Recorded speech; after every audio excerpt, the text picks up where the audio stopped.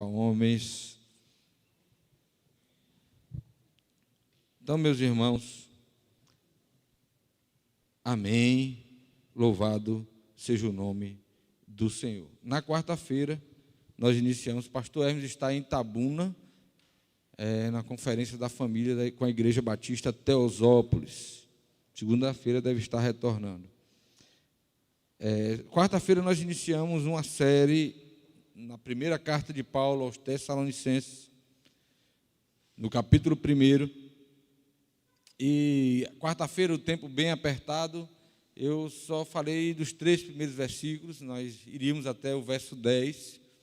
Mas eu quero compartilhar com você nessa manhã ainda o que ficou faltando na quarta-feira. E à noite continuaremos novamente, daqui a pouco, a ceia do Senhor. E quero continuar com você. Abra a sua Bíblia em 1 Tessalonicenses, capítulo 1, versículo 1 até o verso 10. 1 Tessalonicenses, capítulo 1, versículo 1 até o verso 10.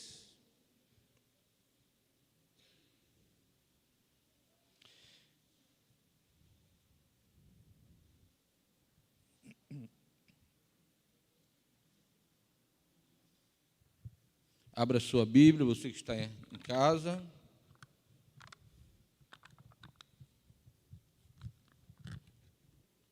E nos acompanhe.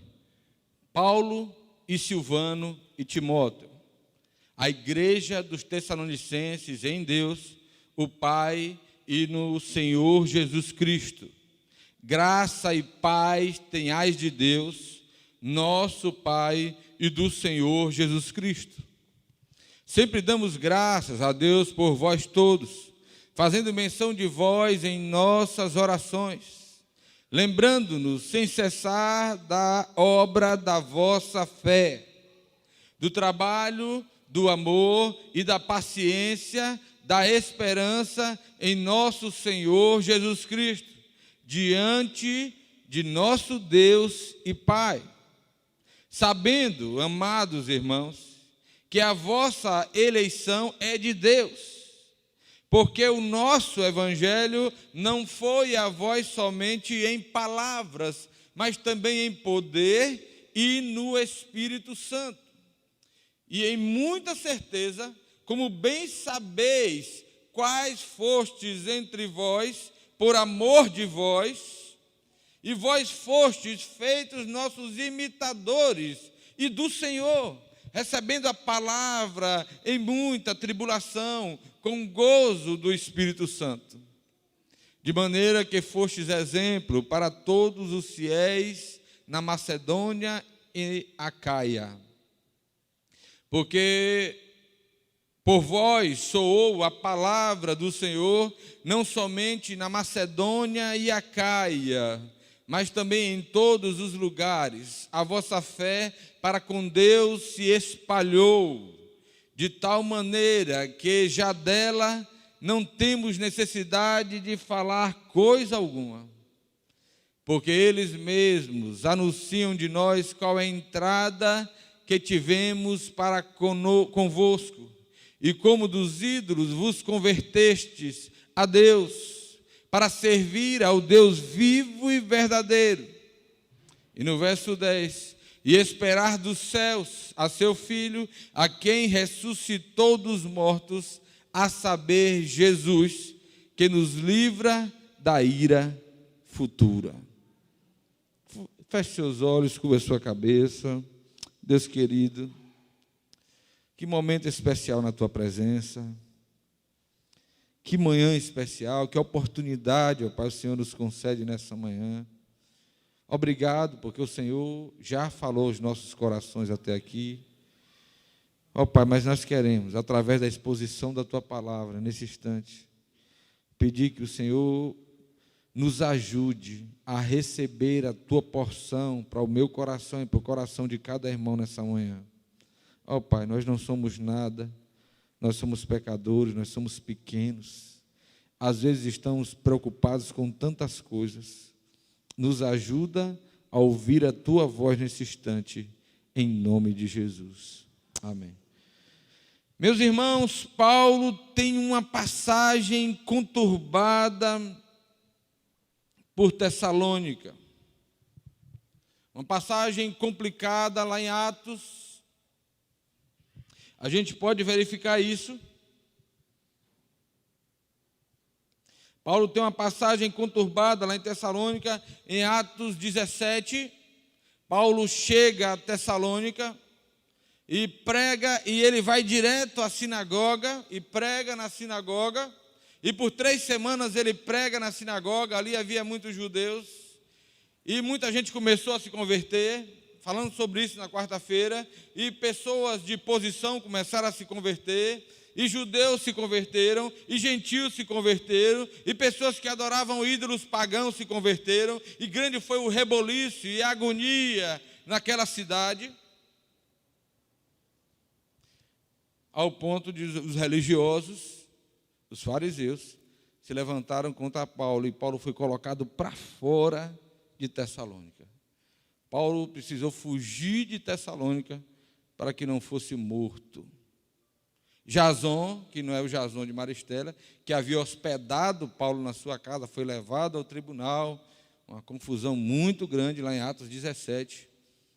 Mas o fato é que Paulo sai e daí ele vai a Bereia e continua a sua viagem missionária. Mas o que eu quero trazer para você nessa manhã, primeiro eu quero relembrar com os irmãos. Essa carta aos Tessalonicenses é uma carta de muita preocupação de Paulo. Paulo estava muito preocupado em voltar a Tessalônica. E ele não conseguia voltar a Tessalônica. Por mais que ele se esforçasse, ele não conseguia voltar. E quem vai estar lá em Tessalônica como pastor é o seu filho na fé, Timóteo, e Timóteo traz a ele as informações do que estava acontecendo, e Paulo escreve a carta, e no começo da carta, ele começa a dizer: damos graças a Deus por vocês. Ele diz, no início da carta, voltando ao capítulo 1 de 1 Tessalonicenses, no versículo 1 até o 3, Paulo, Silvano, que é Silas. Silas é o nome grego de Silvano. Silvano é o nome romano de Silas. São a mesma pessoa. E Timóteo, a igreja dos Tessalonicenses. Paulo, ele é de fato autor, mas os dois eram fiéis companheiros e tiveram participação em tudo que Paulo havia escrito. Silas era um fiel companheiro de viagens missionárias. E Timóteo, um pastor que pastoreou lá na igreja de Tessalônica. A igreja dos Tessalonicenses, em Deus o Pai e no Senhor Jesus Cristo. Graça e paz tenham de Deus, nosso Pai, e do nosso Senhor Jesus Cristo. Sempre damos graças a Deus por vós todos. Irmãos, a história da igreja de Tessalônica é uma história bem interessante, porque é uma história de uma igreja que nasce em poucos meses, em pouquíssimo tempo e em pouquíssimo tempo. É a igreja que dá muitos frutos. A gente vai perceber no texto o quanto essa igreja vai se tornando uma igreja modelo para a Ásia, um modelo para a Grécia, um modelo para a Caia, ela que era conhecida como a capital da Macedônia, a mãe da Macedônia. Tessalônica se torna uma igreja referência para os povos vizinhos e influencia muitas nações. E ele diz: sempre damos graças a Deus por vós todos, fazendo menção de vocês em nossas orações. Pode passar. Lembrando-nos sem cessar da obra da vossa fé, do trabalho, do amor. Primeiro, Paulo levanta aqui o primeiro pilar. Ele diz: do trabalho, do amor, da paciência. Volta um pouquinho, volta um pouquinho. Lembrando-vos sem cessar da obra da vossa fé. Paulo levanta o primeiro pilar da igreja, que é a fé. Paulo diz: eu, quando eu oro, lembro da fé de vocês. Porque uma coisa a gente precisa entender, lá no capítulo 17 de Atos, depois você pode conferir, nós trabalhamos aqui na quarta-feira. Paulo foi colocado para fora de lá, mas a perseguição continuou. E imagine uma igreja nova, de gente nova, de novos convertidos, sofrendo perseguição. Imagine agora eles sem ter uma liderança madura, experimentada e sofrendo perseguição. E Paulo diz: eu dou graças a Deus pela fé de vocês, mesmo em tempos difíceis. Por isso que a igreja do Senhor, por isso que eu e você não podemos esmurecer em tempo algum, irmãos. Não há tribulação, não há luta, não há dificuldade. Não, essas coisas não podem ser capazes de esmurecer a nossa fé. Eles estavam em meio à tribulação, eles conheciam pouco, eles estavam começando na fé, mas eles foram firmes, diz a palavra, e ele diz: a obra da vossa fé. Eles creram de verdade, eles creram de todo o coração, irmãos. E essa fé em Jesus mudou a vida deles. Essa fé em Jesus se tornou uma fé prática. Por quê? Pode passar, Ricardo, rapidinho. Do trabalho, do amor, porque se eu tenho fé, se eu creio, se eu acredito, se eu entendo, se eu compreendo o que é realmente o Evangelho de Jesus, eu vou ter um amor servidor. Um amor que não é só de palavra, um amor não só de romantismo, um amor platônico, mas um amor vivo, um amor que muda a vida das pessoas, que abençoa pessoas, um amor prático, um amor servidor, um amor que cuida, um amor que se importa, um amor que é sensível. Sabe, então Paulo via isso na igreja de Tessalônica, tão jovem, em meio à perseguição, em meio às dificuldades, eles vivem um amor que serve, irmãos, um amor servidor, um amor que é colocado na prática. E aí o segundo pilar da igreja, a fé e o amor. Depois Paulo vai dizer da paciência e da esperança. A fé, ela vai produzir em mim mudança de vida, mudança de comportamento. Quando eu creio de verdade, irmãos, eu passo a amar ao Senhor Jesus. Quando eu entendo quem é Ele, o que Ele fez por mim, eu amo ao Senhor. E quando eu amo ao Senhor e creio na Sua palavra, eu não posso viver como uma pessoa desesperada, irmão. Eles, em meio à perseguição, à tribulação, à agonia, ameaças de morte, eles não perderam a esperança, irmãos. Eu quero dizer para você nessa manhã: não perca a esperança, irmãos. A vida é dura, é difícil, tem momentos complicados, tem dias maus, sabe, tem noites longas, problemas que parecem insolúveis. Eu quero dizer a você nessa manhã, eles em meio à ameaça de morte, em meio a serem lançados para os leões, em meio a serem crucificados, em meio a perder todos os seus bens, eles não perderam a esperança, irmãos. Não perca a esperança na sua família, não perca a esperança no seu casamento, não perca a esperança na vida do seu filho, não perca a esperança na sua vida financeira, não perca a esperança na sua saúde, não perca a esperança, meu irmão, minha irmã, em nome de Jesus. Esse povo nos ensina que quando eu creio e quando o amor de Deus está vivo no meu coração, eu sou alguém que não tem o direito de perder a esperança. Se todo mundo no mundo perder a esperança, nós aqui precisamos ser os últimos a perder a esperança. Se o barco está afundando e todo mundo se entregou, nós sempre seremos os últimos. Nós precisamos ser os últimos, irmãos, a perder a esperança. Sabe, aquilo que é impossível, aquilo que parece que não tem jeito, aquilo que parece que não tem saída, meu irmão, minha irmã, não perca a esperança. E Paulo, nessa carta, ele encoraja o povo de Tessalônica, ele exorta os tessalonicenses, ele afirma conceitos fundamentais, E ele tinha uma preocupação, porque essa carta também é chamada de carta escatológica, porque eles tinham muitas dúvidas a respeito da volta de Jesus. Mas nós vamos ver de acordo com a caminhada.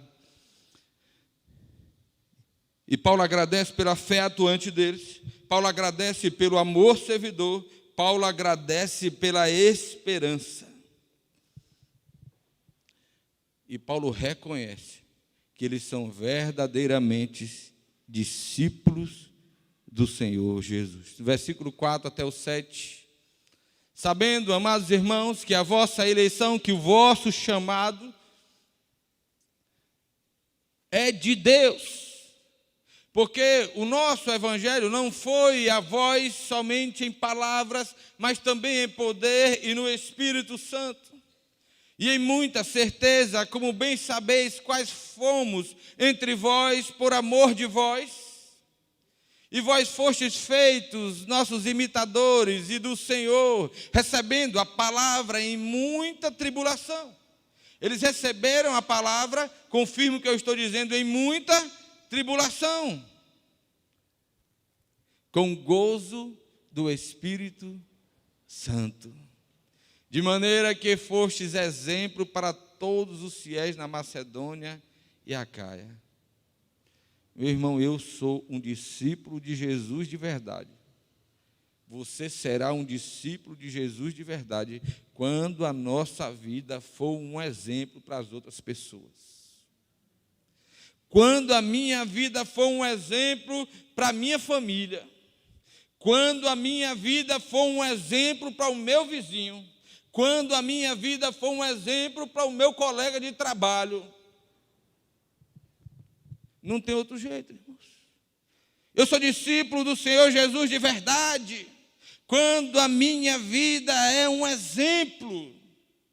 Ele diz, vocês receberam a palavra em grande tribulação e mesmo assim, vocês foram exemplos para os fiéis em toda a Macedônia e para a Acaia. Irmãos, nós precisamos ser exemplos vivos. Nós precisamos ser a palavra viva de Deus, como Billy Graham diz, nós somos a Bíblia que o mundo está lendo, irmãos. Eu sou a Bíblia que os meus filhos estão lendo, você é a Bíblia que os seus filhos estão lendo, e ainda que eu leia a Bíblia, ainda que eu ensine, mas a Bíblia que eles estão lendo é a minha própria vida, o meu exemplo, o meu jeito de ser. Eu só serei discípulo de Jesus de verdade quando eu for um exemplo onde o Senhor me colocou. Mas, pastor, o lugar onde Deus me colocou é tão difícil. É um lugar tão hostil, as pessoas são tão difíceis. Eu quero dizer para você que o povo de Tessalônica também estava vivendo num lugar muito difícil. E acredito que por mais que seja difícil o lugar onde nós estamos vivendo hoje, nenhum de nós aqui sofreu a perseguição que aquele povo estava sofrendo. Garanto a você. Não estão querendo banir você da cidade. Não estão querendo tomar os seus bens. Você não está sendo ameaçado de ser jogado aos leões, não. Nenhum de nós aqui, acredito que não. Se existir alguém, depois nos procure para contar a história. Porque até agora eu não vi. Mas aquele povo sofria diariamente perseguições, irmãos. E eles foram exemplo de fé, de amor e de esperança, irmãos. E eu preciso ser exemplo de fé, de amor e de esperança. As pessoas querem ver na minha vida fé, amor e esperança. Você pode repetir junto comigo? As pessoas querem ver na minha vida fé, amor e esperança. E eu aprendo com esse povo que nem era rico, um povo simples da cidade de Tessalônica, um povo que não tinha tanto conhecimento, muitos que vieram de religiões pagãs, muitos gentios. Sabe, eles nos ensinam a ter fé, amor e esperança. E ele continua dizendo: vocês são verdadeiros discípulos de Cristo, porque a palavra de Deus chegou a vocês com poder. É claro, na vida de vocês a eleição, a salvação. É claro na vida de vocês que vocês são novas criaturas, pessoas diferentes. É claro na vida de vocês que Deus agiu com poder. O Espírito Santo de Deus trouxe absoluta convicção e alegria, mesmo em meio à perseguição. E um texto que eu gosto muito, lá em Romanos 1,16. Se você puder me acompanhar em Romanos 1,16, texto que eu gosto muito. O apóstolo Paulo nos traz essa mensagem tremenda, sabe, muito atual para os nossos dias. E ele diz: porque não me envergonho do evangelho de Cristo, pois é o poder de Deus para a salvação de todo aquele que crê, primeiro do judeu e também do grego. Irmãos, os tempos são difíceis, os dias são complicados, mas eu quero dizer a você, Jesus vai continuar salvando, curando e libertando. Ninguém segura a igreja do Senhor Jesus. E eu não estou falando da igreja instituição, da igreja Batista Alvorada, não, eu estou falando da igreja do Senhor Jesus.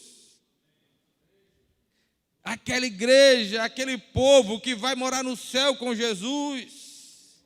Ninguém segura, irmãos, não se amedronte, não fique com medo, não se atemorize, porque o evangelho continua sendo o poder de Deus para a salvação de todo aquele que crê, e as pessoas continuarão sendo salvas, libertas, restauradas. Irmãos, quantas pessoas têm chegado a Jesus, quantas pessoas têm sido iluminadas pelo Espírito Santo, quantas pessoas serão batizadas agora no aniversário da igreja, quantas pessoas estão chegando, quantas pessoas. Continuaremos marchando, irmãos, continuaremos trabalhando, continuaremos crendo, continuaremos confiando, porque o evangelho, ele é o poder de Deus. Não é por causa de mim, não é pelo pastor Hermes, não é por você que é inteligente, não é por você que é líder, não é isso não, é o evangelho que é o poder de Deus. É o poder do evangelho, é o poder transformador e salvífico do evangelho. É o poder para a salvação de todo aquele que crê, irmãos. O evangelho é o poder de Deus. Nada muda o poder do evangelho. Nada, irmãos. Nada pode deter o evangelho.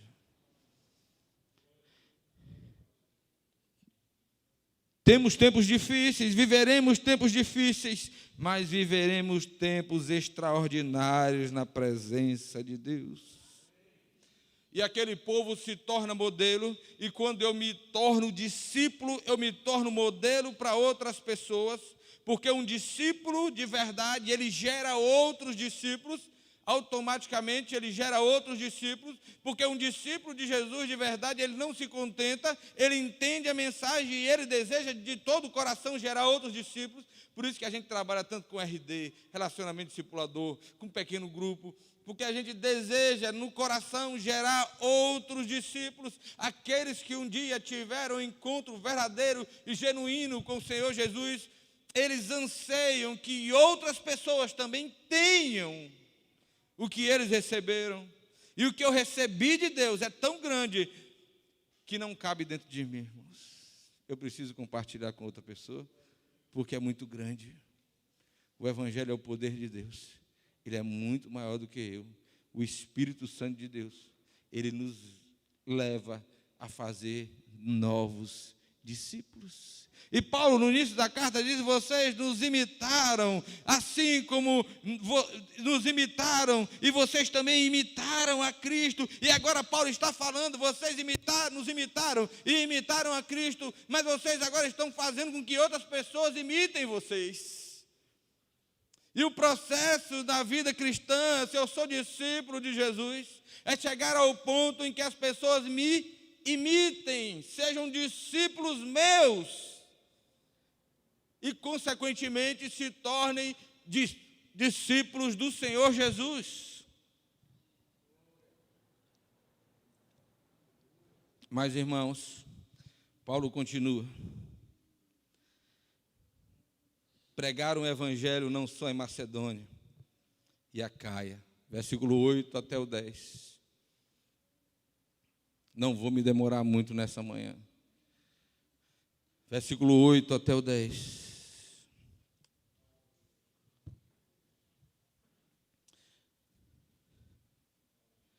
Versículo 8 até o 10. Porque por vós soou a palavra do Senhor, não somente na Macedônia e Acaia, mas também em todos os lugares. A vossa fé para com Deus se espalhou. Eu acho isso tão forte, irmãos. Eu acho um versículo tão forte. Se você parar para pensar nesse texto, a fé deles soou. As pessoas passaram a conhecer aquele povo. Não só em Macedônia e Acaia, ele continua o texto, mas em todos os lugares, a vossa fé para com Deus se espalhou, de tal maneira que já dela não temos necessidade. Paulo disse: eu não preciso nem mais ir lá onde vocês pregaram, porque a fé de vocês se espalhou. Não é necessário, eu posso tomar outro caminho, porque a fé de vocês alcançou pessoas, a maneira de viver de vocês alcançou pessoas, a mudança de vida de vocês alcançou pessoas, mudou a vida de pessoas, mudou a história de pessoas. Irmãos, quando nós somos discípulos de Jesus de verdade, nós seremos modelos para outras pessoas. Em Mateus 3,8 ele diz: produzir, pois, frutos dignos. Olha o que Jesus está dizendo, João Batista está dizendo: produzir, pois, frutos dignos de arrependimento. Produzir, pois, frutos dignos de arrependimento, irmãos. Quando eu for modelo, eu sou discípulo. Quando eu sou alguém que pode ser imitado, eu sou discípulo de Jesus. Aquela velha expressão: para ser crente igual a fulano de tal, eu não quero nem ser. Aqui ninguém nunca ouviu isso. Eu acho que desde lá do Éden já se falava sobre isso. Para ser crente igual a fulano de tal, eu não quero ser. É uma fuga, né? É uma boa desculpa. Mas o problema é que às vezes nós somos realmente, ou não somos de verdade, modelos de Jesus para outras pessoas, irmãos. Infelizmente, não somos modelos de Jesus para outras pessoas. Como a minha vida tem repercutido. A vida dos Tessalonicenses ecoou, alcançou as nações. Como a minha vida tem repercutido no meu círculo de influência, no trabalho, na escola, na família. Quando as pessoas pensam em mim, como elas pensam, o que elas pensam, o que elas sentem. Sabe, eles podem até não gostar. Eu já ouvi um depoimento de alguém dizer: eu nem gosto dessa coisa de crente, eu nem gosto que fulano de tal, que meu filho seja crente, mas que ele mudou de vida, mudou. Mas que ele é outra pessoa, é. E é isso que importa, irmãos. Eu nem gosto dessas igrejas, irmão, falar a verdade, mas que ele melhorou 1000%. Imagine. como tem repercutido a minha vida e a sua vida. A mensagem é simples, irmãos. É bem simples. A pergunta é simples. Como tem repercutido a minha vida e a sua vida? Quando as pessoas lembram de mim, de você, elas lembram de Jesus? É aquela coisa da amizade, né? A gente anda tanto com uma pessoa que quando a gente encontra, a gente conhece duas pessoas que andam tão juntas que quando uma está sem a outra, a gente percebe, né? A gente lembra do outro. Duas pessoas que andam muito juntas. Aí, de repente, quando você vê Jackson e Rejane, são um casal, né? Estão o tempo inteiro juntos. Quando eles estão só Jackson ou Rejane, automaticamente você lembra de quem? Quando o Jackson está sozinho? De Rejane. E quando o Rejane está sozinho, você lembra de quem? De Jackson. E quando as pessoas olham para mim e para você, elas lembram de quem? Elas lembram de Jesus. Elas veem Jesus em nós. É uma pergunta para a minha vida, primeiro, depois para a sua vida. Nós estamos, irmãos, sabe, nós não estamos sofrendo tanto assim, como o povo de Tessalônica estava sofrendo. Vivemos as nossas dificuldades do nosso tempo, mas nós temos todas as condições de ser uma bênção aonde quer que o Senhor nos colocou. Nós temos todas as condições de ser verdadeiros discípulos de Jesus, aonde o Senhor nos colocar. E aí Paulo termina no verso 10 de 1 Tessalonicenses, capítulo 1. E esperar dos céus a seu filho. Paulo, nessa carta, ele vai trazer algumas orientações, porque eles não entendiam bem como era essa coisa da volta de Jesus, como ia acontecer e como é que os mortos iam ficar, e tem uns questionamentos bem conhecidos do povo de Tessalônica. Mas eu quero dizer para você que Jesus está voltando, aleluia. E nós o esperamos.